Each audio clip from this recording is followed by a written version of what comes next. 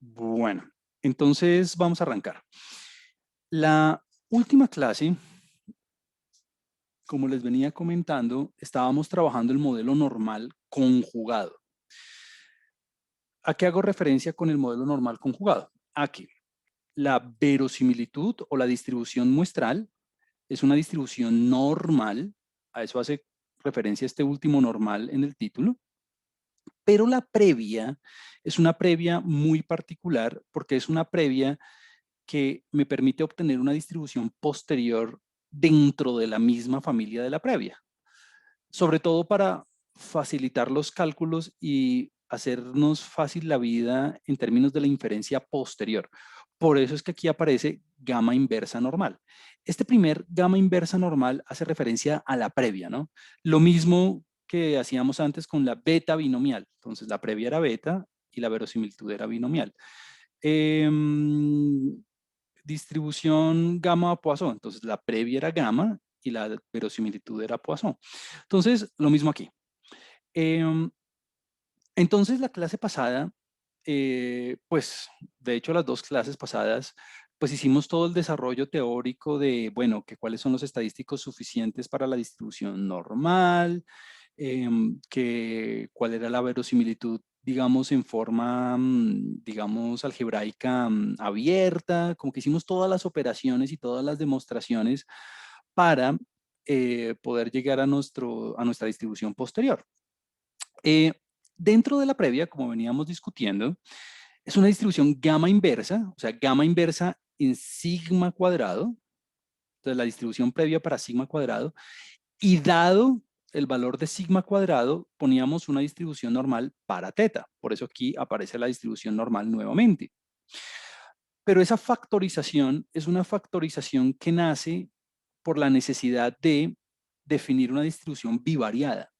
¿Por qué? Pues como tengo dos parámetros, tengo la media, que es teta, y tengo la varianza, que es sigma cuadrado, decíamos, bueno, tengo dos parámetros, así que necesito una familia bidimensional eh, para definir la previa. Entonces, digamos que la manera donde comenzamos fue factorizar la distribución previa como una condición, como una conjunta por una marginal y definimos teta dado sigma cuadrado como normal y sigma cuadrado como gamma inversa para que todo resultara conjugado. Conjugado quiere decir que la posterior va a tener exactamente la misma forma, normal, gamma inversa.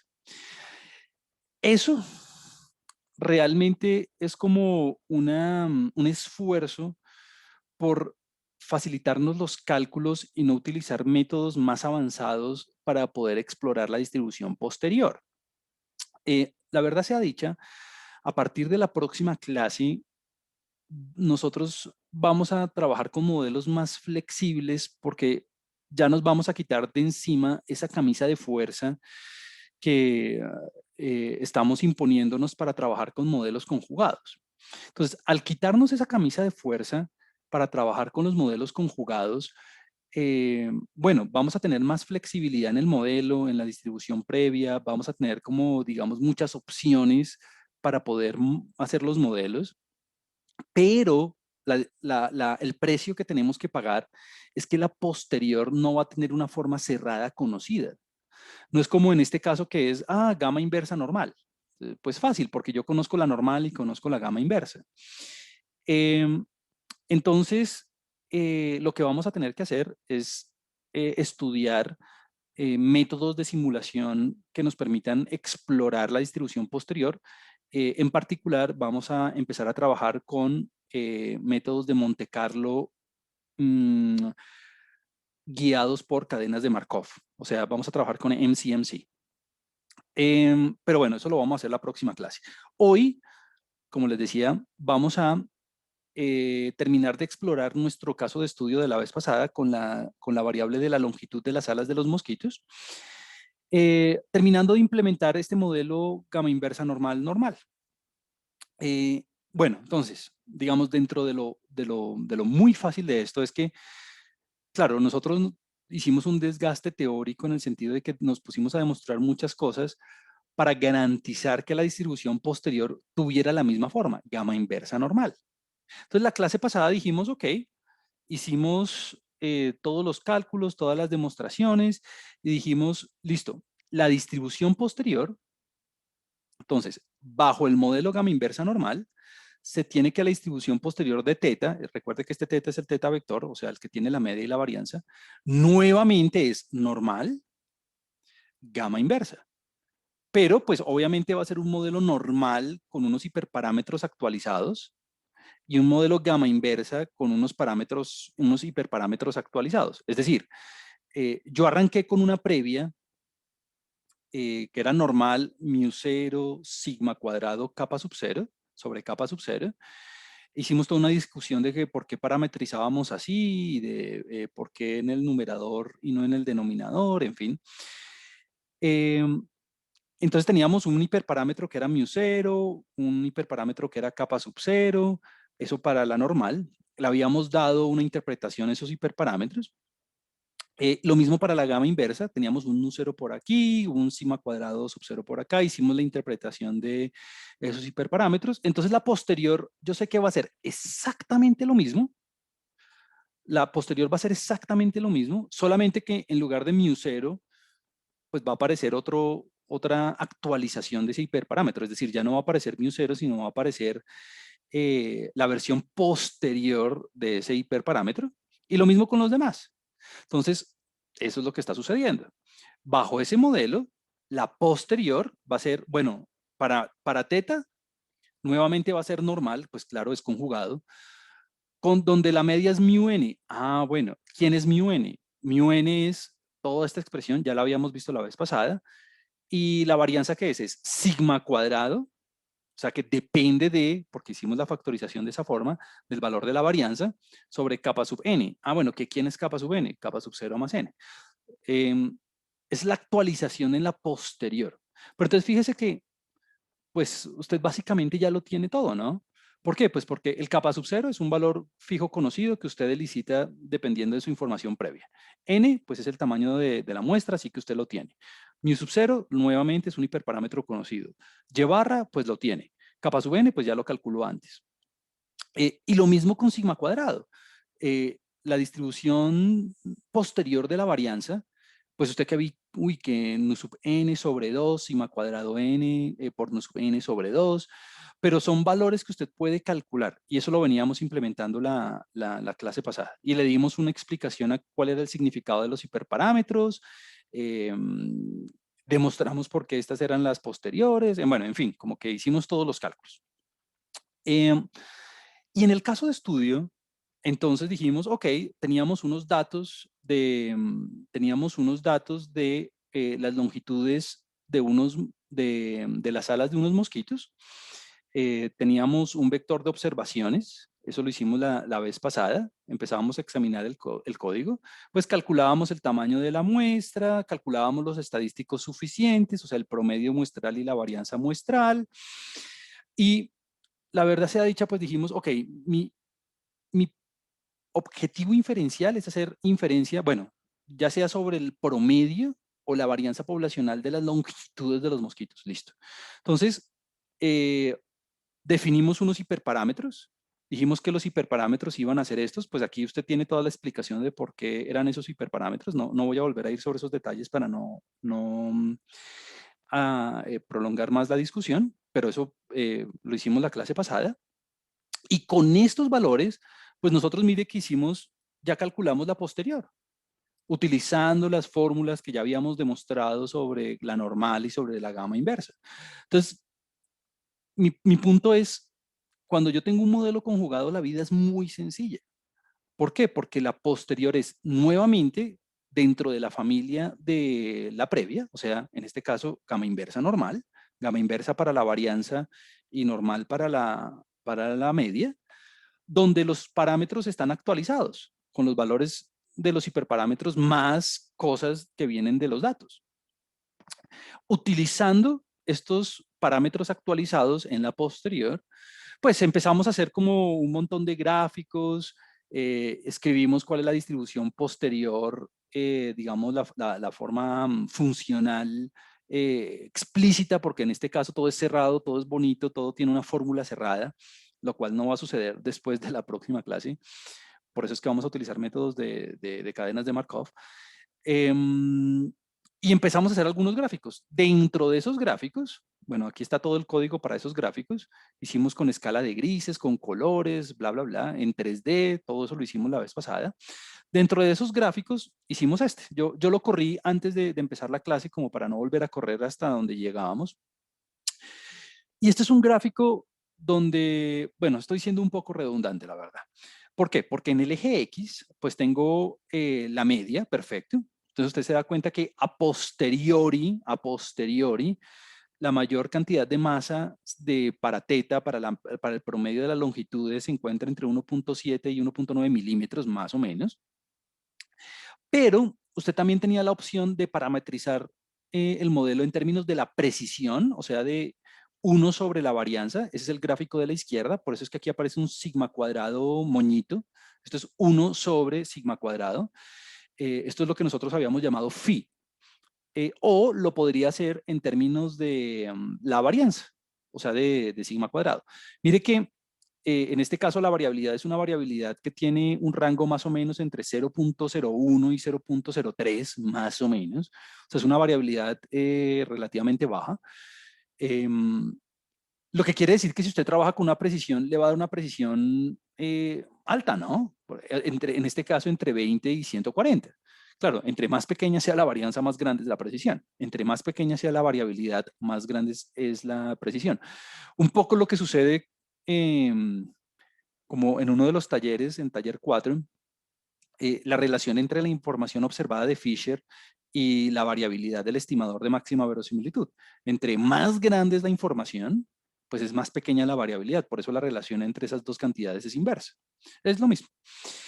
Eh, y habíamos hecho esto. Dijimos, listo, esta es la distribución posterior. Ya con la distribución posterior, ya sea en términos de la precisión como en la izquierda o en términos de la varianza como en la derecha, ya con la posterior usted lo tiene todo, o sea, usted ya puede calcular probabilidades, puede calcular regiones de credibilidad, puede hacer estimaciones puntuales, puede sacar valores de la predictiva, puede chequear el modelo, ya lo tiene absolutamente todo. Entonces, eso es lo que yo quiero que hagamos en estos minutos durante la sesión de hoy.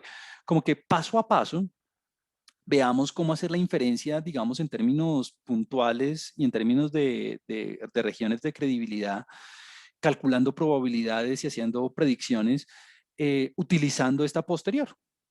Entonces, en eso íbamos.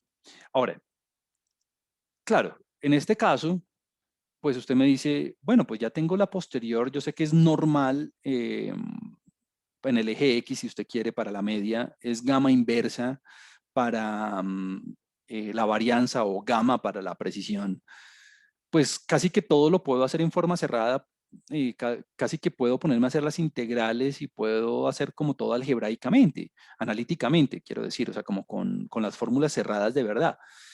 Y la respuesta es sí, claro, pues porque usted sabe que es normal gamma inversa, entonces usted puede ponerse en eso. La verdad es que, eh, dado que los eje, pues en este caso que tengo dos parámetros, pues uno se puede dar la pela de ponerse a hacer eso. Esa es la verdad. Pero, pues eso es un caso excepcional porque la mayoría de los modelos prácticos tienen muchos parámetros y las formas no son cerradas. Entonces yo prefiero trabajar con simulación. En este caso, como todo es cerrado, pues la simulación es una simulación de Monte Carlo de muestras independientes idénticamente distribuidas de la posterior. Así que no voy a tener necesidad de implementar métodos más avanzados. Entonces no voy, en estos minutos, no voy a ponerme a hacer fórmulas para hacer la inferencia como de forma cerrada, sino que voy a utilizar métodos de Monte Carlo de una vez. O sea, de una vez voy a sacar muestras de la posterior, creo que 50.000 muestras, correcto, 50.000 muestras para poder calcular lo que yo quiera, estimaciones puntuales, probabilidades, lo que sea. Y de una vez eso como que le va dando usted como la confianza y el aire para que cuando la próxima clase, es decir, el jueves, trabajemos lo de cadenas de Markov, lo del muestreador de Gibbs, pues usted ya está como familiarizado con lo que uno tiene que hacer. Entonces vamos a arrancar ahí. Entonces, el objetivo en esta sesión es simular mediante métodos de Monte Carlo, o sea, vamos a utilizar las distribuciones probabilísticas que nos dieron para calcular cualquier cantidad posterior de interés, ya sea en términos de tendencia, de variabilidad, probabilidades, gráficos, lo que usted quiera. Entonces, bueno, la idea es la siguiente. La idea es, claro, tengo dos parámetros que tienen forma cerrada. La media es normal y la distribución y teta es gamma inversa.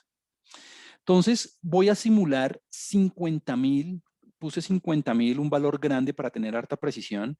Obviamente entre mayor cantidad de muestras, mayor tiempo va a tomar la simulación. En un caso tan sencillo como estos con dos parámetros, pues la verdad es que al computador no le va a tomar nada de tiempo. Pero pues son consideraciones que uno tiene que empezar a hacer a medida que va aumentando la cantidad de parámetros. Voy a tomar 50,000 muestras de la distribución posterior para hacer mis cálculos. Juan Camilo, ¿cuál es un buen valor? ¿Cuál es que se acostumbra? La verdad, todo depende, pero las reglas generales son las siguientes. Entre mayor cantidad de muestras, pues mayor precisión, punto. Obviamente, entre mayor cantidad de muestras, más tiempo y mayor memoria en disco o en RAM que usted va a utilizar para almacenar esas muestras. Entonces, ahí viene como en la expresión en inglés es un trade-off entre, como un balance entre la cantidad de muestras y la precisión y los recursos que tengo que utilizar para generarlas. Por lo general, 10,000 muestras, tener un tamaño de muestra de la posterior de 10,000 es una buena cosa. A veces cuando los modelos son muy complicados y toma mucho tiempo simular de la distribución posterior, pues los autores trabajan con 1,000 muestras. Yo por lo general hago todo mi mayor esfuerzo para tener 10,000, por lo menos 10,000. Bueno, entonces como vamos a simular, claramente necesito poner una semilla para que los resultados sean reproducibles y demás. Nunca no olvide hacer eso en el parcial, ¿no? Poner las semillas. Y usted me dirá, bueno, ¿cómo vamos a simular de la posterior? Y la fórmula y la forma de hacerlo es muy sencilla. Esto está aquí en las notas de clase. Está al final. Entonces, mire esto. Observe que la distribución de teta, que es una normal, aquí me faltó la normal, la distribución de teta, que es una normal, depende de sigma cuadrado. O sea que para simular de la posterior, lo primero que tengo que hacer es simular sigma cuadrado. ¿De dónde? De una distribución gamma inversa. Entonces, algo bonito de esto es que pues, la distribución gamma inversa, pues ya está implementada, la distribución gamma, por lo menos, ya está implementada en R, en Python, en todo lado. Entonces, simular de una distribución gamma inversa es muy sencillo, pues R gamma, ¿no? Pues bueno, 1 sobre R gamma. Listo. Para ese valor de la distribución, utilizando ese valor de gamma, ahí sí simulo un valor de teta. Entonces, mi punto es el siguiente. Si yo voy a sacar 50,000 muestras, lo primero que tengo que hacer es simular un valor de sigma cuadrado. Entonces le pongo aquí sigma cuadrado sub 1, si usted quiere. Con ese valor de sigma cuadrado, ahí sí simulo un valor de la media. Lo voy a poner aquí teta 1. Bueno, usualmente yo lo pongo como si fuera un exponente. Lo que debería haber sido fue esto. Permítame, cambio un poquito la notación. Así, primero simulo un valor de sigma cuadrado y dado ese valor de sigma cuadrado, ahí sí simulo un valor de teta. Dado ese valor de sigma cuadrado. ¿Por qué dado? Ah, pues porque mire cómo es la expresión. Teta tiene distribución a posteriori, teta a posteriori tiene una distribución normal, aquí me faltó la normal, donde la media es mu sub n ya lo habíamos calculado antes. Ah, mire, sigma cuadrado. O sea que yo necesito un valor, un input para sigma cuadrado. Entonces, por eso es que yo me tomo el trabajo de simular primero teta, sigma cuadrado, perdón. Listo. Luego, entonces, repito el mismo procedimiento de manera independiente. O sea, ya generé esta primera muestra, entonces esto constituye mi primera muestra de la distribución posterior. porque claro, de aquí entonces me va a quedar como producto, me va a quedar teta 1 y me va a quedar sigma cuadrado 1. Listo. Luego, de manera absolutamente independiente, simulo otro valor de sigma cuadrado y dado ese valor de sigma cuadrado, ahí sí simulo otro valor de teta. ¿Que de dónde sale el sigma cuadrado? Pues de una gama inversa, o sea, 1 sobre R gamma. ¿De dónde sale el teta? Ah, bueno, con ese valor de sigma cuadrado que acabé de simular, simulo de una normal, o sea, R norm, eh, el valor de teta. De ahí me sale otra muestra. Bueno, y así sucesivamente. Repito ese procedimiento, ese algoritmo de muestreo, lo repito 50.000 veces, 100.000 veces, lo que le dé el computador, la precisión que usted quiera. Le voy a poner aquí B. En el código está hecho con S, pero es lo mismo. Listo. Y así lo hago 50.000 veces, 100.000 veces, una cantidad grande de veces que me permita a mí obtener una precisión importante. Listo. Eh, y aquí me va a quedar entonces la muestra de la posterior del último, del último paso del algoritmo. Perfecto. Entonces, este output, este, esta lista de valores son las que yo almaceno. Entonces, un par de recomendaciones aquí.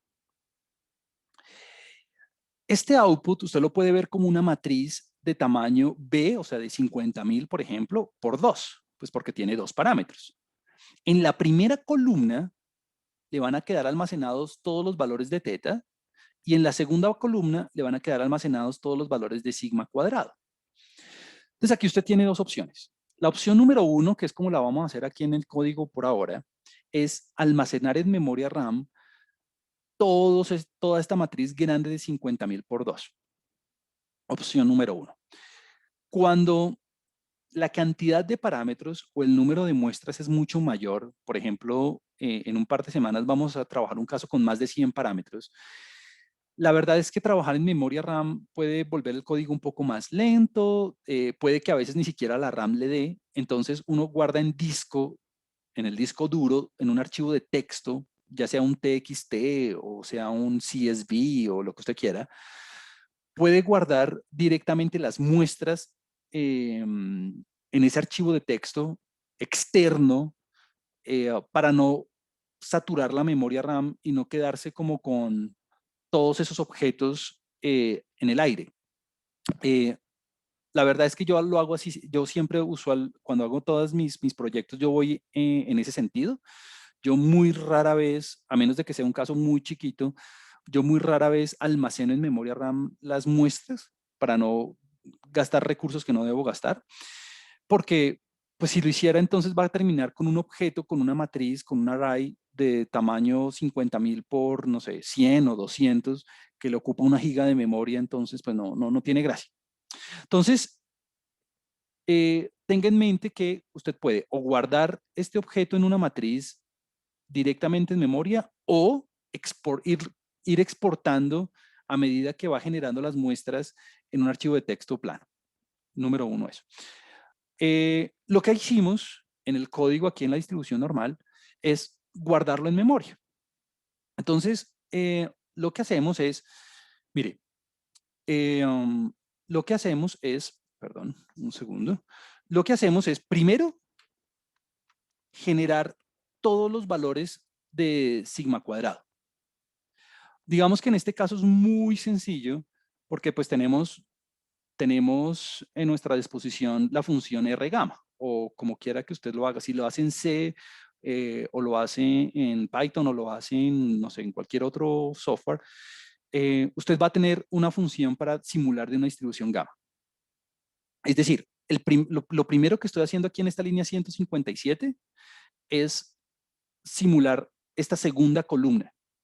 Simular 50.000 valores independientes idénticamente distribuidos de una distribución gamma inversa. Gama inversa, ¿con qué parámetros? Ah, pues los que ya habíamos demostrado antes. ¿Cuáles son los parámetros de la posterior de la gama inversa? Ah, nu sub n sobre 2, o sea, ese es el shape parameter, o sea, el alfa, y nu sub n sigma cuadrado sobre, nu sub n sigma cuadrado sobre 2. ¿Que quién es nu sub n? Bueno, el nu sub 0 más n, pues ya lo que habíamos calculado antes. Todas estas expresiones ya las habíamos calculado. ¿Que dependen de qué? De los hiperparámetros y dependen de los valores observados. Um, entonces, bueno, eso es lo primero que hacemos. Entonces, mire que esto va a quedar en memoria, ¿no? Y lo llamamos así, S2 post sample, como muestra de la posterior para la varianza. Listo. Lo ejecutamos. Ah, no había ejecutado, perdón, no había ejecutado la cantidad de valores. Listo. Bueno, de hecho lo voy a ejecutar todo ahorita de una sola. ¿Cuál es el segundo paso? Dado ese valor que acabé de simular, entonces mire que aquí en la desviación estándar ya aparecen los valores de sigma cuadrado que ya simulé, pues tengo que simular de una distribución normal. Ah, pues ¿por qué normal? Pues porque mire que en la distribución posterior, teta, la media, tiene distribución normal. ¿Que quién es la media? Mu sub n. Ah, bueno, mire que aquí en el código pues está aquí mu sub n. ¿Que quién es la desviación estándar o la varianza? Pues el sigma cuadrado que ya simulé sobre capa sub n. Entonces vamos a verlo. Ah, claro, el sigma cuadrado sobre capa sub n. Listo. Entonces, ya solo con estos dos pasitos, usted simula de la posterior. Ahí está. Perfecto. Mire que no toma ni un segundo hacerlo. Pues por varias razones, porque estas rutinas RGAMA y RNorm ya están muy optimizadas en R, por ejemplo, y bueno, y en todos los software, de hecho. Y por la forma en que solamente tenemos dos parámetros y apenas 50.000 simulaciones. Listo. Otra manera de pensarlo es con un for, y me gusta pensarlo de esta manera, no es porque sea la forma más, en este caso la forma más eficiente de hacerlo es como lo acabamos de ejecutar. Punto, se acabó. Y ya tenemos las muestras, y si yo quisiera ponerme a ver los valores, pues ya los tengo en memoria aquí en el Global Environment, por aquí deben estar. Aquí, ¿dónde están? S2 post, aquí están. S2 post sample y aquí está el theta post sample, ahí está. A mí me gusta pensar a veces en términos del for, lo cual no es lo más eficiente, pues porque ya teníamos las rutinas RGAMA y RNorm. Me gusta pensarlo de esta manera porque cuando hagamos MCMC, cuando hagamos el GIP sampler, cuando hagamos las cadenas de Markov, la forma de programarlas es con un for. Entonces, la verdad es que usted va a tener que hacer su propio código para simular de esas cadenas. Entonces, me gusta poner este ejemplito muy sencillo y poco eficiente para que usted vea la estructura. Y la estructura es la que acabé de explicar ahorita en el tablero. Y es, empiezo con una matriz o un par de objetos vacíos que no tienen ningún objeto por dentro. Y los voy a ir llenando. Y los voy a ir llenando. Entonces, paso por paso. Entonces, primero simulo el sigma cuadrado. Luego, dado ese valor de sigma cuadrado, ahí sí simulo el teta. Y luego sí almaceno. Entonces, guardo el valor de sigma cuadrado que acabé de simular y guardo el valor de teta que acabé de simular. Esta es la manera que me gusta pensarlo porque la mayoría de los algoritmos los vamos a hacer así, como simular, almacenar y repetir. Eso es lo que uno hace.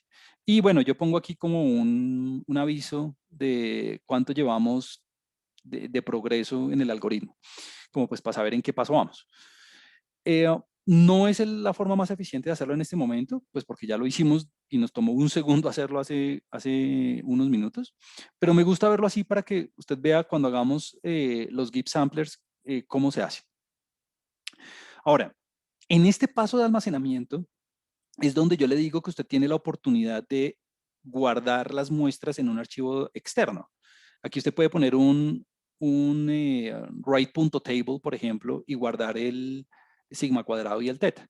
O bueno, pues yo digo write.table o cualquier otra función que usted quiera para exportar los dos valores a un archivo de texto, ¿no? Hoy en día, pues hay tantas funciones muy eficientes que lo hacen es decir, cada vez que aprendo una, sale una nueva. Pero bueno, en este caso, pues la verdad es que no es necesario ejecutar este código, pues porque ya lo simulamos, pero lo voy a ejecutar para que usted vea que, número uno, es mucho más lento que lo que acabamos de hacer, y número dos, pues es lo mismo. Entonces, bueno, vamos a verlo. Entonces, mire que ahí va haciendo, va ejecutando el código, no toma mucho tiempo, pero lo que sí es importante es que se demoró más que lo que ya habíamos hecho antes. Bueno, ya tenemos las muestras. Entonces, lo que quiero decir en este punto es que cuando usted, y óigame muy bien, esto es como de las cosas que yo cuando las entendí, yo dije, listo, ya hice el clic. El clic es el siguiente. Una vez usted tiene muestras de la posterior, sea por el método que sea, ya sea por, como lo acabamos de hacer con el for o con las rutinas ya de R de ArgGamma o ArgNorm, o o sea, con la forma que sea. Usted una vez tiene muestras de la posterior, ya lo tiene todo. Es decir, mire que ya tenemos estos dos objetos, que los voy a tratar de poner aquí en el ambiente global. Aquí está. Ese cuadrado eh, 2, bueno, el S2 sample, post sample y el theta post sample. Una vez usted tiene ya estos dos objetos, ya lo tiene, ya, y bueno, voy a mostrarlos aquí en consola, pues es inútil porque son 50.000 valores, pero mira, ahí están todos esos valores y lo mismo con el theta. Una vez usted ya tiene llena esta matriz, eso es lo que quiero decir. Una vez usted ya tiene llena esta matriz con todos los valorcitos, ya usted lo tiene todo. Ya con esa matriz usted puede hacer intervalos de confianza, puede hacer, bueno, debería decir intervalos de credibilidad, estimaciones puntuales, cálculos de probabilidades, predicciones, ya lo tiene todo. O sea, como que en estadística bayesiana, el reto, lo difícil, entre comillas, lo complicado es obtener muestras de la posterior. Una vez uno obtiene muestras de la posterior, ya ahí en adelante todo es eh, sencillísimo. ¿Por qué? Pues porque lo único que tiene que hacer uno es hacer histogramas, calcular promedios, calcular la proporción de veces que un parámetro es superior a algún valor para calcular alguna probabilidad. Como que no hay nada difícil de hacer. Ya todo es, digamos, estadística descriptiva. Estadística descriptiva de la posterior. Entonces, eh, los críticos de la estadística bayesiana dicen que eh, como la distribución posterior en la mayoría de los casos no tiene una forma cerrada, obtener estas muestras de la posterior puede llegar a ser complicado y tomar mucho tiempo, entonces que es mejor la alternativa frecuentista. Entonces, pero la verdad todo depende, ¿no? Porque pues si yo sé hacer algoritmos, si yo, digamos, sé hacer código y sé optimizar las cosas, pues lo puedo hacer. Una vez yo tengo esta matriz con los numeritos, ya ahí en adelante todo es un jardín de rosas. Veámoslo muy fácil. Hagamos inferencia. Listo. Ya tengo, eh, ya tengo muestras. Voy a trabajar en términos de la varianza y de la media. Ya tengo muestras de esta distribución posterior, y estoy mirando aquí este gráfico de la derecha. Entonces, yo quiero un intervalo de confianza para teta al 95% o el 99%, lo que usted quiera. Quiero un intervalo de credibilidad para la media poblacional de la longitud de las alas de los mosquitos. Ah, bueno, aquí a ojo yo puedo decir que me va a dar entre 1,70 y algo y 1,80 y algo. ¿Por qué? Porque la mayoría de la masa de esa distribución está entre esos dos valores. Pues vamos a verlo. ¿Cómo hago? Ah, pues ya tengo las muestras de teta de la posterior, pues lo único que hago es calcular los percentiles 0,25 y 97,5. Se acabó.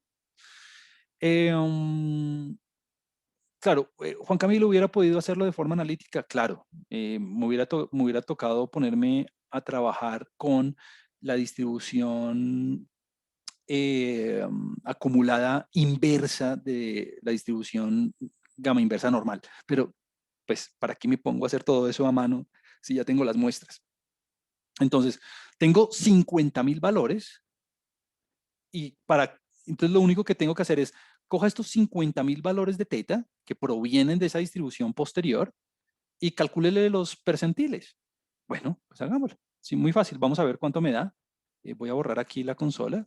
Entonces me da 1.72 y 1.9. Ah, listo, perfecto. Entonces, otra cosa muy chévere de la estadística bayesiana, la interpretación, con una probabilidad de, ¿no? Con una probabilidad de 95%. Un frecuentista jamás podría decir eso. No tiene sentido para un frecuentista decirlo. Con una probabilidad de 95%, la probabilidad de obtener, la probabilidad de que el promedio poblacional de las longitudes de las alas de los mosquitos está entre 1.72 milímetros y 1.9 milímetros. Ahí está. El promedio poblacional de las longitudes de las alas de los mosquitos se encuentra entre 1.72 milímetros y 1.90 milímetros, con una probabilidad del 95%. Fabuloso. Juan Camilo, ¿hubiera podido hacer el intervalo frecuentista? Claro que hubiera podido hacer el intervalo frecuentista, que es como el intervalo típico que uno hace con la distribución T. No sé si usted se acuerda de su curso de estadística, de su primer curso de estadística, donde uno le enseñan el intervalo de confianza para, mm, ¿para qué? Para el promedio de una población. Aquí está. Recuerde que este intervalo de confianza únicamente funciona cuando la distribución se asume como normal, bla, bla, bla. Aquí Diego hace en el chat un comentario, vamos a verlo. Eh, um, Aquí dice Diego, Diego está refiriéndose un poco a la simulación antes de ir sobre el intervalo. Dice que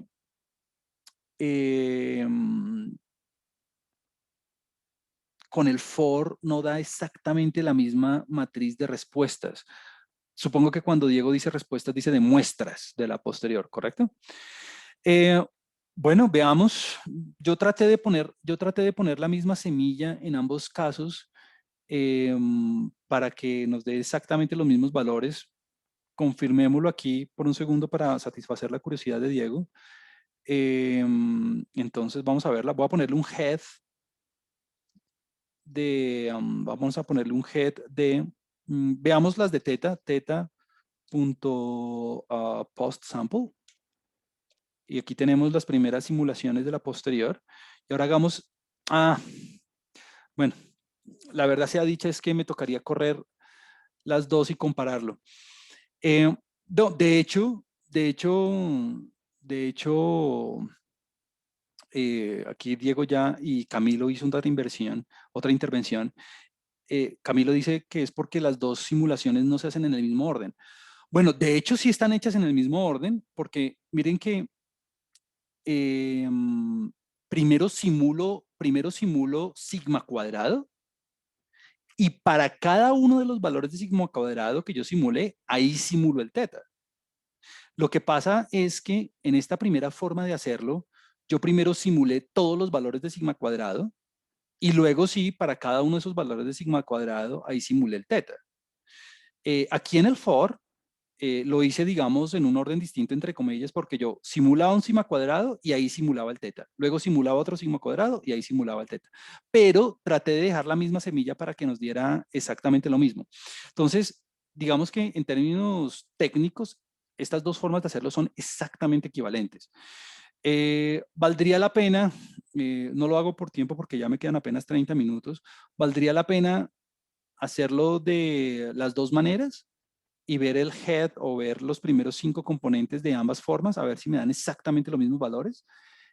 Si no, la verdad es que no es problema porque en últimas lo que uno podría hacer es calcular, por ejemplo, no sé, el intervalo de credibilidad para teta y ver que uno le da exactamente la mismo de las dos formas. Eh, um, pero mi punto es que usted tiene las dos maneras, ¿no? O simula todos los sigma cuadrados de una y luego para cada valor de sigma cuadrado ahí sí simula los tetas, o lo hace uno a uno. Le traté de poner la misma semilla para que nos diera exactamente los mismos valores y si no, pues en realidad no va a ser ningún problema porque pues finalmente son muestras de la posterior. Ese es mi punto. Eh, Todos estos comentarios, como el que hace Camilo, como el que hace Diego, siempre háganlos, son muy valiosos porque estoy seguro que muchas personas, pues yo ya he hecho esto tantas veces y tanto tiempo que para mí ya es natural hacerlo. Pero, pero todos esos comentarios cuando uno lo está aprendiendo la primera vez son muy valiosos pues porque puede que a mí se me pase a hacerlo o que otra persona también tenga la misma duda o lo que sea. Nunca sobran, nunca sobran.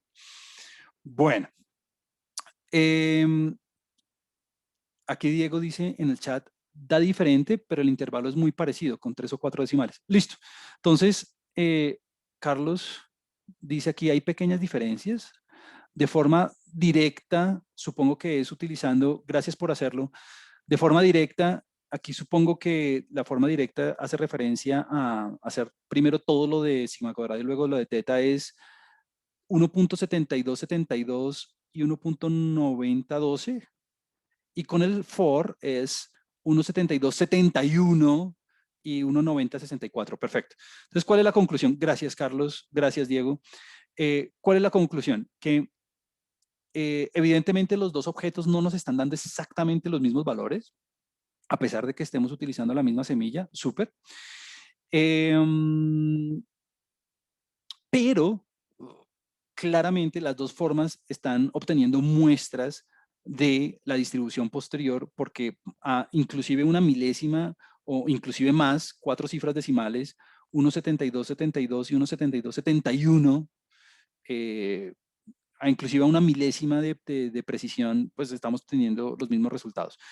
Y estoy seguro que si en lugar de 50.000 utilizáramos, no sé, 500.000, pues la aproximación va a ser mucho mejor. Súper. Eh, lo cual me lleva a,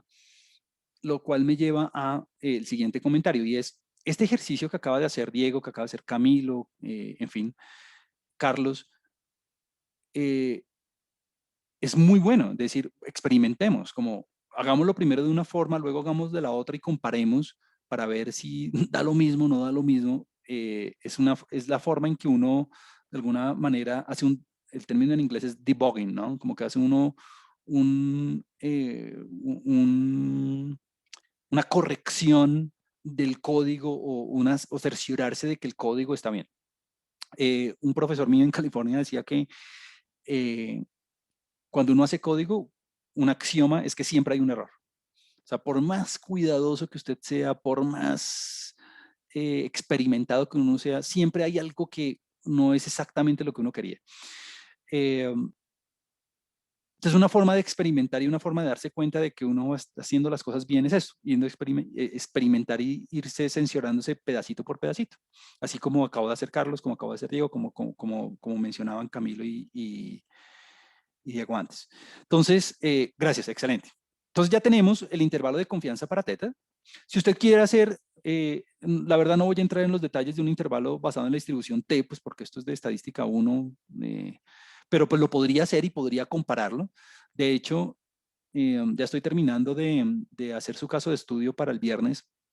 Y lo que usted va a tener que hacer es un análisis frecuentista y un análisis bayesiano de un conjunto de datos. Eh, y comparar los resultados. Entonces, si usted quiere utilizar el intervalo basado en la distribución T, que tiene unos supuestos distribucionales, que usted no puede interpretar en términos de probabilidad, pues porque es un intervalo frecuentista, o si quiere hacerlo con Bootstrap, también aquí yo le dejo el código, no me voy a detener en los detalles del Bootstrap eh, para, para el intervalo de confianza. Se los dejo ahí para que si usted lo quiere revisar y lo quiere comparar con el bayesiano, perfecto. Pero por ahora, porque es el punto que estamos tratando aquí, voy a decirle, con una probabilidad del 95%, el promedio de la población de las longitudes de las alas de los mosquitos se encuentra entre 1.72 milímetros y 1.90 milímetros. Punto. Y si quiere compararlo con el frecuentista y con el, ya sea normal o con el de Bootstrap, perfecto. Yo aquí, un comentario adicional, estoy haciendo algo con el Bootstrap que usualmente no hago y es que utilizo la librería. La verdad sea dicha, yo siempre hago mi código y utilizo mi propia versión que yo programo del Bootstrap, pero bueno, eso ya es al gusto del paciente. Y se los dejo ahí, pues si usted quiere recordar, Y si no sabe qué es el bootstrap, pues pueda, digamos, googlear un poco cuál es la metodología, pero no voy a hacer la explicación en este momento, pues para poder terminar la explicación de la posterior. Bueno, entonces ya hicimos un intervalo de confianza para un intervalo de credibilidad para teta. Que cuál es una estimación puntual. Perfecto. Yo puedo calcular a posteriori la media de teta. Simplemente cojo las medias, simplemente cojo las muestras que ya tenía de la posterior y les calculo el promedio. Esa es una estimación puntual para teta. Entonces, se estima que eh, el promedio en la población de la longitud de las alas es 1.81 milímetros. Juan Camilo, ¿por qué lo hizo con la media y no con la mediana? La verdad lo hubiera podido hacer con la mediana o con la moda, si usted quiere. Utilizo la media nuevamente porque desde el punto de vista de la teoría de la decisión, es el estimador que optimiza la función de utilidad del error, la función de pérdida del error cuadrático medio. Entonces, ahí está. Lo puede hacer. Daniel aquí tiene un comentario en el chat. Vamos a ver cuál es el comentario que tiene Daniel. Él menciona que en el intervalo de confianza de Guevara no sería DT. Vamos a ver. Aquí en la línea 186 estoy asumiendo. Supongo que hace referencia a que en lugar de QT utilizar DT. No, Daniel.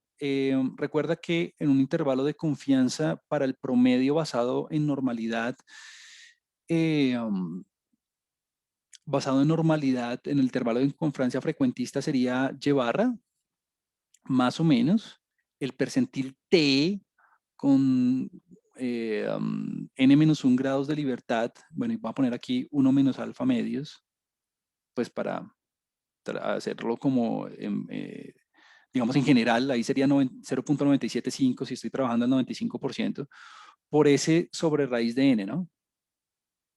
Entonces, este es el percentil T, este es el percentil 97.5 de una distribución T. Lo cual en R se calcula con QT, ¿no? QT. El DT es la densidad.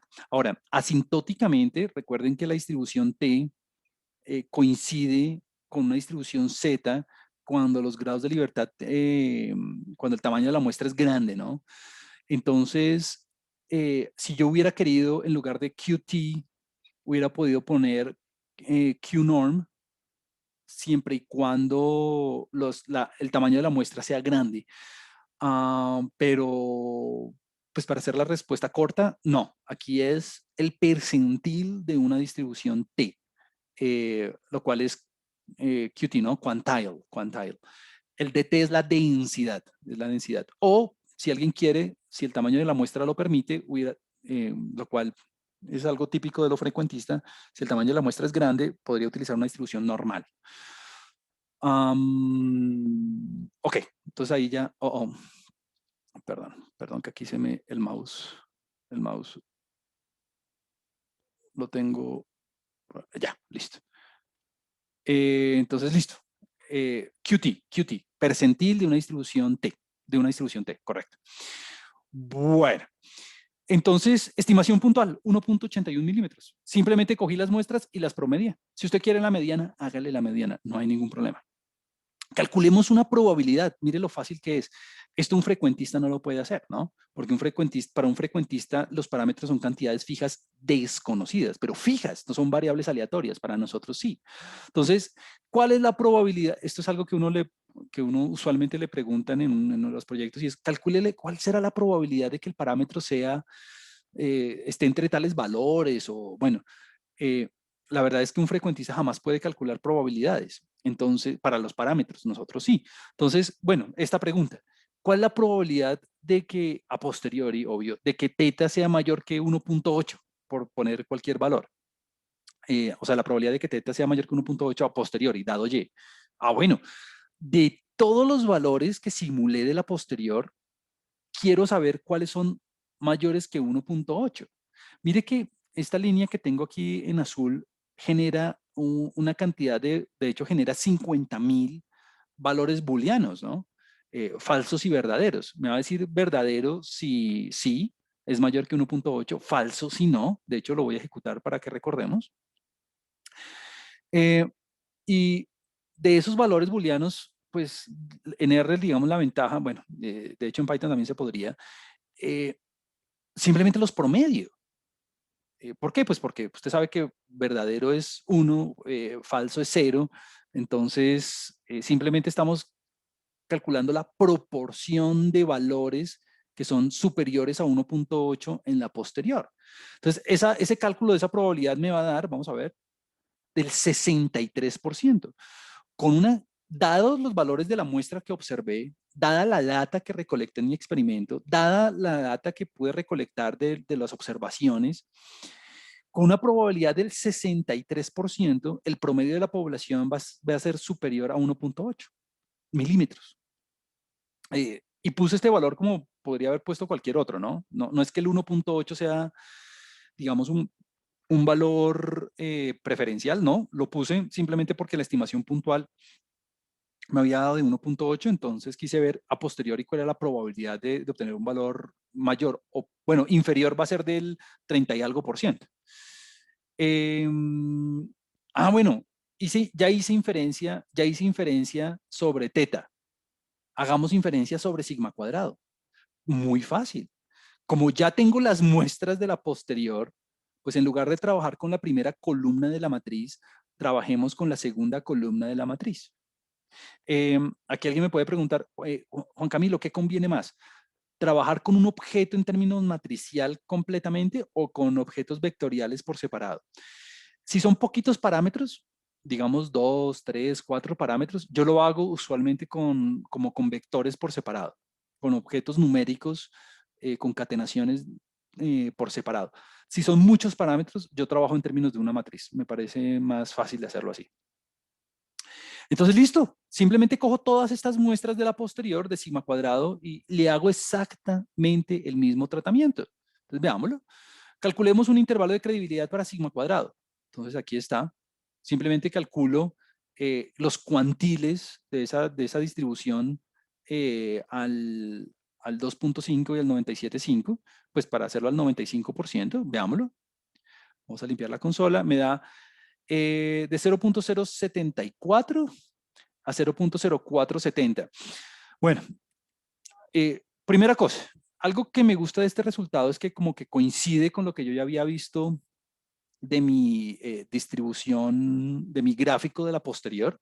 Claro, con una probabilidad del 95%, voy a obtener que la varianza va a estar entre 0.0074 y 0.0470.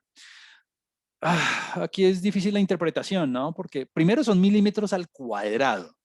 Entonces, como que, bueno, tengo milímetros al cuadrado, está bien. Sé que la distribución, vamos a ver cuánto me da la distribución, la estimación puntual de sigma cuadrado de la varianza posteriori. Me da de 0.019 milímetros. Claro, mire, la estimación puntual está como por aquí, ¿no? Aquí es donde se acumula una buena cantidad de la masa. 0.019 milímetros al cuadrado. Eh, la verdad es que esa interpretación, claro, yo puedo hacer el cálculo, pero varios problemas, ¿no? Primero, ¿cómo se interpreta un milímetro al cuadrado? Sí, uno se puede imaginar el milímetro al cuadrado, pues es una de las pocas cantidades que al cuadrado uno se las puede imaginar físicamente. Pero la escala está un poquito chiquita, las unidades de medición son cuadráticas, entonces como que es un poco problemática la interpretación, a pesar de que ya la hice, la puede hacer. Entonces aquí usted tiene varias opciones. O puede trabajar en términos de la desviación estándar, o puede hacer la interpretación en términos del coeficiente de variación. Me gusta mucho más eso, es mucho más bonito de hacer.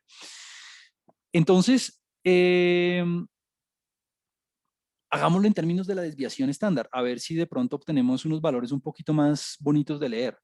Entonces, alguien puede pensar, uy, pero hacer inferencia sobre la desviación estándar, o sea, sobre una función de la varianza, Pues desde el punto de vista frecuentista, la verdad es un poco complicado porque entonces me tocaría aplicar la propiedad de invarianza de los métodos de los estimadores de máxima verosimilitud y muy seguramente aplicar el método delta para obtener los errores estándar. La verdad es que lo van a tener que hacer en su caso de estudio. Yo igual ahí les doy la guía de cómo se hace. Eh, Desde el punto de vista bayesiano es muy fácil. ¿Por qué? Porque es que si usted ya tiene muestras de la posterior, usted tiene aquí la varianza. Ah, bueno, yo quiero trabajar en términos de la desviación estándar. Pues muy fácil. Simplemente coja a todos los valores de la varianza que ya simuló y sáquele la raíz cuadrada. ¿Por qué? Pues porque si usted tiene ya muestras de la posterior de la varianza para hacer inferencias sobre funciones, por ejemplo, de sigma, lo único que tiene que hacer es sacarle la raíz cuadrada a los valores que ya simuló de la distribución posterior de sigma cuadrado. Por eso yo le decía que una vez usted tiene muestras de teta y de sigma cuadrado, ya lo tiene todo. Ah, que yo quiero hacer inferencia sobre el coeficiente de variación. Ah, bueno, ¿cómo se define el coeficiente de variación? El coeficiente de variación es sigma sobre eh, el promedio, o sea, sobre teta. Y si usted quiere expresarlo en puntos porcentuales, pues bueno, multiplique por 100 y expréselo en puntos porcentuales. Y bueno, pongámoslo en valor absoluto. Pues por si el promedio me daba negativo o cualquier cosa, lo cual en este caso no sucede, pero bueno. Eh, ¿Se puede hacer inferencia sobre el coeficiente de variación? Claro, pues ya tengo teta, ya tengo 50.000 valores de teta, ya tengo 50.000 valores de sigma cuadrado. ¿Qué tengo que hacer para sacar el coeficiente de variación? Pues cojo cada uno de esos valores, le saco la raíz, luego lo divido entre el valor de teta, multiplico por 100 y ya. 50.000 veces. Listo. Eso lo hace R en un segundo. Bueno, menos, ¿no? Ahí estoy exagerando. Eh, entonces hagámoslo. Entonces, ¿cómo es la inferencia sobre sigma? Ah, pues el intervalo de confianza es muy sencillo. Sáquele la raíz a cada uno de los valores de la posterior. Por eso aquí aparece square root, ¿no? SQRT. Eh, Aquí estamos utilizando el Sugar Property de R y, bueno, y de Python y de todos esos software que cogía un objeto, lo mismo que en NumPy, ¿no? Coge un objeto de varias dimensiones, en este caso 50.000, y a todos le saca la raíz cuadrada componente por componente. Entonces, listo. ¿Cuál es el intervalo de confianza? Ah, bueno, con una probabilidad del 95%, puedo asegurar que la desviación estándar de, poblacional de las longitudes de las alas de los mosquitos se encuentra entre 0.08 milímetros y 0.21 milímetros. Ah, bueno, eso es un poco más fácil de interpretar. Ah, que cómo estimo el coeficiente de variación. Pues fácil. Lo que yo le decía, sáquele la raíz cuadrada a cada una de las 50.000 muestras que ya simuló de la varianza y divídalo por cada uno de los valores de teta. Aquí estoy haciendo, de hecho, 100.000 operaciones al mismo tiempo, ¿no? 50.000 raíces cuadradas y luego 50.000 divisiones. Y al final, pues le saco el promedio. Juan Camilo, ¿por qué el promedio? Bueno, la mediana, si usted quiere. Cualquier medida descriptiva que estime puntualmente una distribución, cualquiera. Entonces vamos a ver cuál es la estimación puntual del coeficiente de variación. En esta población, el coeficiente de variación se estima que es del 7.3%, 7.3%, 7.3%. Ah, algo muy bonito de ser bayesiano. Calculemos una probabilidad. ¿Cuál es la probabilidad de que el coeficiente de variación sea menor que el 7%? Ah, bueno, para ver cuánto es la precisión de nuestras estimaciones. Entonces, pues simplemente de todos esos coeficientes de variación que calculé de la posterior, pues miro cuáles son menores a 7% y ya. ¿Qué proporción? Lo mismo, ¿no? Recuerde que esto es un montón de falsos y verdaderos. Y miro cuáles son menores a 7%. Alguien me puede decir, uy, Juan Camilo, pero usted ahí está haciendo su código no es óptimo porque está repitiendo esa operación 100.000 veces. Y la respuesta es sí, ¿no? Porque mire que este objeto nunca lo guardé y estoy repitiendo la misma operación, las mismas 100.000 operaciones otra vez. Pero bueno, la verdad es que cuando son tan poquitos parámetros, 2 parámetros, pues el tiempo de procesamiento es muy pequeñito. Si fueran muchos parámetros y el tiempo de procesamiento fuera mayor, la verdad es que sí tocaría guardar esto. Y a mí me ha tocado hacerlo varias veces. Muy bien, vamos a ver cuánto es la probabilidad. 48%, con una probabilidad del 48%, la verdad es bueno. La probabilidad de que el coeficiente de variación sea menor que 7% es del 48%. Listo. Intervalo de confianza para el coeficiente de variación. Esta a mí me interesa muchísimo. Lo mismo, los percentiles 2.5 y 97.5 de los valores de la posterior para el coeficiente de variación. Mire que lo mismo, ¿no? Raíz cuadrada de la varianza sobre cada uno de los valores de teta.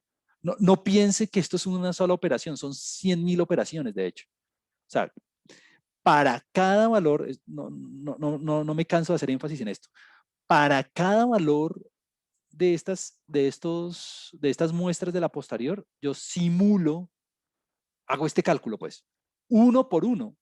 Eh, primer teta con primer sigma cuadrado, segundo teta con segundo sigma cuadrado, bla, bla, bla, bla, bla. 50.000 veces hago este cálculo. Y entonces esto me va a generar 50.000 valores del coeficiente de variación. Me va a generar un coeficiente de variación 1, me va a generar un coeficiente de variación 2, me va a generar un coeficiente de variación 50.000. O sea, aquí esto me queda como, si usted quiere, me quedaría como un vector o como un archivo de texto de 50.000 filas y una columna, con todos los coeficientes de variación simulados de esa distribución posterior. Y todos estos valores son los que yo le saco el promedio, le saco los percentiles, bla, bla, bla. Entonces, bueno, eso me da vamos a ver cuál es un intervalo de confianza para ese coeficiente de variación. Entonces, con una probabilidad del 95%, se encuentra que el coeficiente de variación de esa población está entre 4.7% y 12%. Es una estimación, la verdad, bastante precisa porque la norma estadística, por lo menos la que está vigente ahorita con el DANE, requiere coeficientes de variación del 15% para abajo, ¿no? Entonces, estamos en forma, o sea, tenemos una población que produce un coeficiente de variación razonable, con unos niveles de precisión razonables, pues. Bueno, Juan Camilo, usted aquí tiene el gráfico bidimensional de teta y de sigma cuadrado, o de teta y de la precisión. Podríamos sacar la densidad por aparte para teta y para sigma cuadrado, pues para no verlo en dos dimensiones, sino por separado. Claro, pues fácil. Usted ya tiene las muestras de teta, entonces hágale un histograma a teta. Y si usted quiere la estimación kernel no paramétrica de la función de densidad, hágale. Usted tiene las muestras de sigma cuadrado, pues hágale un histograma sigma cuadrado y listo. Ahí ya tiene, esto es lo que está hecho aquí, ¿no? De hecho, está hecho el histograma y la estimación kernel, ¿no? La estimación kernel es muy fácil, es simplemente el density y ya. Entonces vamos a verla. Entonces, el histograma para teta, bueno, que los colores, el título, bla, bla, bla. Y la estimación kernel, que es el lines con el density para que le quede la línea ahí suavizada, ¿no? Es esta. Ahí está. Entonces, mire, si usted no quiere poner la línea suavizada, la estimación kernel de la función de densidad está perfecto, no hay ningún lío. Lo que sí es importante y lo que usualmente reporta uno en la práctica es, ya sea el histograma o la estimación kernel, cualquiera de las dos, y los intervalos de confianza. Estas dos líneas grises, de hecho, las debía haber puesto en rojo. Pongámoslas en rojo aquí, pongámoslas aquí en lugar de gray, pongámosle red, como para que se vea un poco mejor eso. Ajá. Eso. Es importante ya poner, digamos, la línea suavizada si usted quiere y los intervalos de confianza. Ah, bueno, entonces aquí la persona se da cuenta que el 95% de la masa se encuentra entre 1.70 y algo y 1.9 más o menos. La distribución a posteriori marginal, porque esta es solo la de teta, es más o menos simétrica. Calcular las probabilidades que usted quiera. En fin, porque usted lo tiene todo. Puede hacer lo mismo para sigma cuadrado si usted quiere. Puede hacer lo mismo para sigma cuadrado si usted quiere. Y un último gráfico, y creo que con esto ya me voy despidiendo, algo que es importantísimo, y esto es un gráfico que cuando yo lo vi, yo dije, ah, entendí. Y es, claro, nosotros ya habíamos dibujado este, ¿no? como haciendo el típico método de cálculo de haciendo una grilla de valores, que es básicamente este código que ya teníamos antes, haciendo una grilla de valores y uniendo los punticos. O sea, esas son las curvas de nivel, pues en este caso de 2 dimensiones. Lo mismo que uno hacía en cálculo, que le decían a uno, evalúe los valorcitos de la función en varios puntos y luego una las líneas. Lo mismo, solamente que en 2 dimensiones. Entonces, lo que yo quiero que vean en este gráfico es este mismo gráfico, el de la derecha, sobre todo. Si quiere hacerlo en términos de la precisión es lo mismo. Y encima vamos a poner los punticos de la posterior, o sea, la simulación de Monte Carlo. Cuando yo vi ese gráfico, yo quedé como, ah, claro, obvio, entendí qué es lo que está pasando. Entonces, aquí está. Entonces, bueno, no olvide, estas primeras líneas es la evaluación, ¿no? Hacer una grilla de 250 puntos en ambas dimensiones, de teta hasta sigma cuadrado.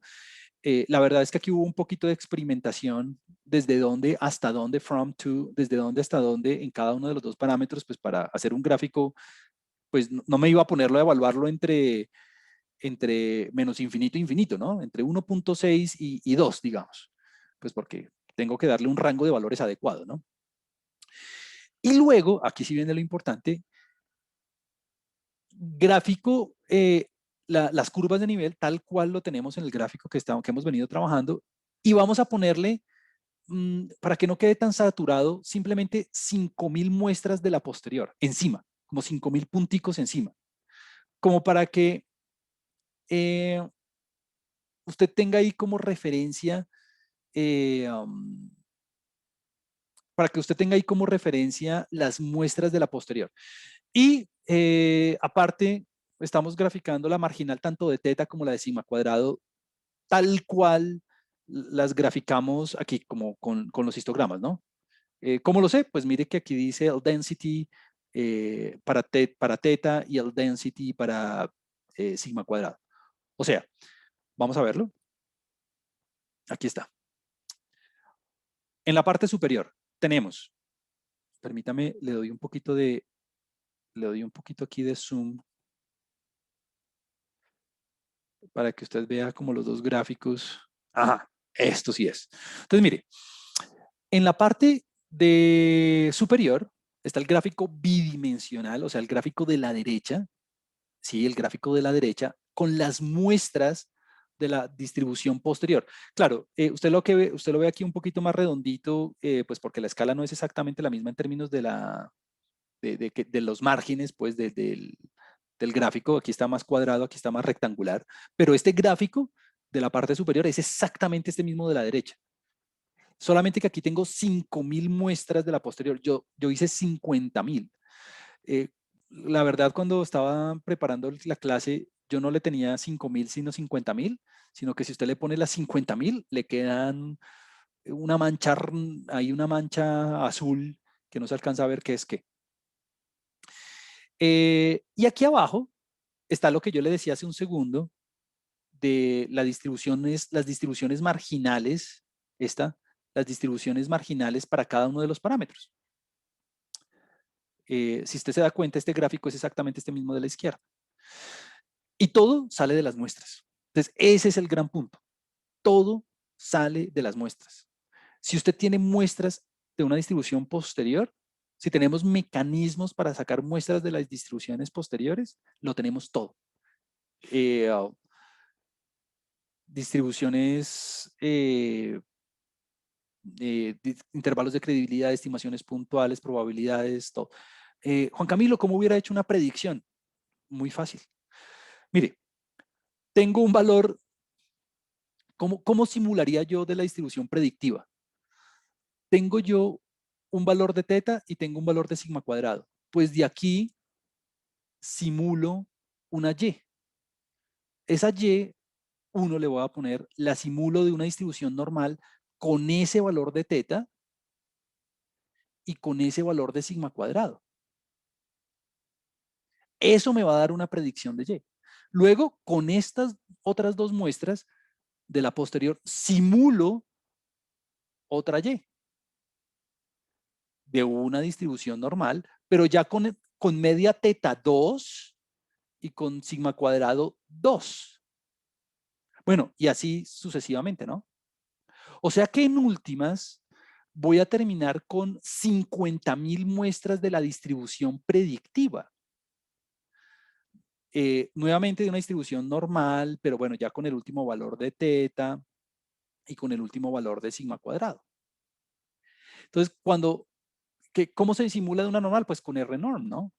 Si quiere hacerlo con un for, hágalo con un for, es lo de menos.